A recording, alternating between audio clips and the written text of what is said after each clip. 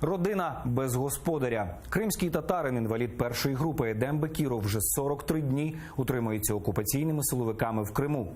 Всі ці дні його дружина, яка живе на Херсонщині, помічає чорним кольором. Про те, як живе Гульнара Бекірова, поки чоловіка тримають в СІЗО, підтримку сусідів і співвітчизників та хобі ув'язненого кримського татарина, дивіться у сюжеті Владислава Стужука.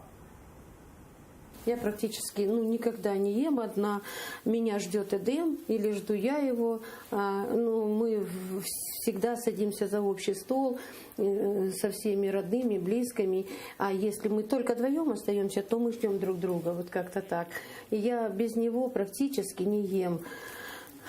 И вот хорошо, что вы пришли, мы сейчас сядем и пообедаем. На кухні Гульнари Бекірової робота кипить. До нашого приїзду вона готує традиційну кримсько-татарську страву кашик-каш, яку так любить її чоловік. Він хворіє на цукровий діабет, тому щоранку дружина робить йому спеціальний напій.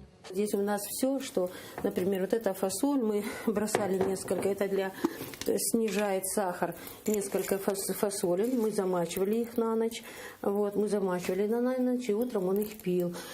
Здесь все для того, все мы готовили, щоб снизити сахар в крові. В цьому домі завжди багато гостей. Усі сусіди знають, хвіртку тут ніколи не замикають. Зараз, коли прийшла біда, односельці, каже Гульнара Ханум, не лишають її на самоті в такий важкий час. Крымские татары, у них же заведено, и они приходят утром, вечером, суббота, воскресенье, приходят, поддерживают. Поэтому вот этот промежуток времени, который... Я, будем говорить, думаю,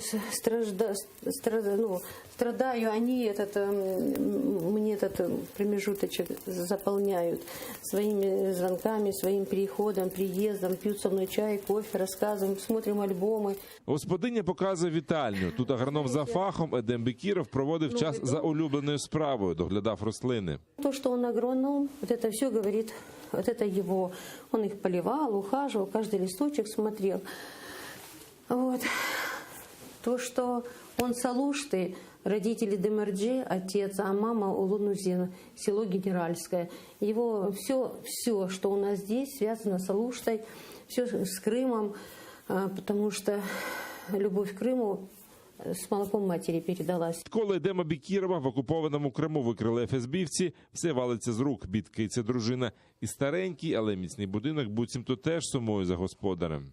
Через несколько дней у нас был снег, замело все, и вдруг я прихожу, и в 3 местах упал потолок. Небывалый случай, были ветра, были морозы, были снега, все. И вдруг я думаю, надо же, плачу, не тільки я плачу, плаче і дом. Дружина показує кімнату, яка перетворилася в процедурний кабінет. У чоловіка цукровий діабет, 4 шунти у серці та ампутована нога. Без постійного прийому ліків Едему Бекірову не вижити.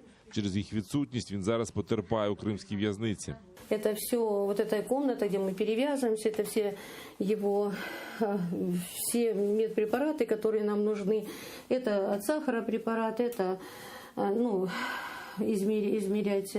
Здесь все его, я только вывезла отсюда кресло, потому что а те лекарства мы думали передать, но они не передаются, потому что все в Крыму должно быть сертифицировано и куплено в Крыму. Едем Бекіров – зразковий господар попри інвалідність, хизується дружина. Вы не поверите, на 5-й день, когда адвокат встретился с Эдемом, а он говорит: как же будет моя жена? У нее очень серьезная такая работа, общественная и государственная. Еще и печка это, я вообще не знаю. Вот у него первое, что он подумал, как я справлюсь без него. А мне действительно очень трудно без него. На календарі Ганічівської райради 2 прапори разом – кримсько-татарський та український, а ще чорним обведені дати без чоловіка. Але Гульнара Ханум не втрачає надії. Її чоловіка звільнять, і попереду буде більше світлих днів. С 12 числа действительно наступили черные дни. И вот здесь несколько дней, которые он прошел в больнице 3 дня. Я так немножко ромбиками сделала для них. Ничего, есть еще несколько месяцев, и я думаю, что они будут более такими, наверное, светлыми, праздничными. З Новоолексіївки Владислав Стужук, Роман Спірідонов, Іслям Пінка, Заман, АТР.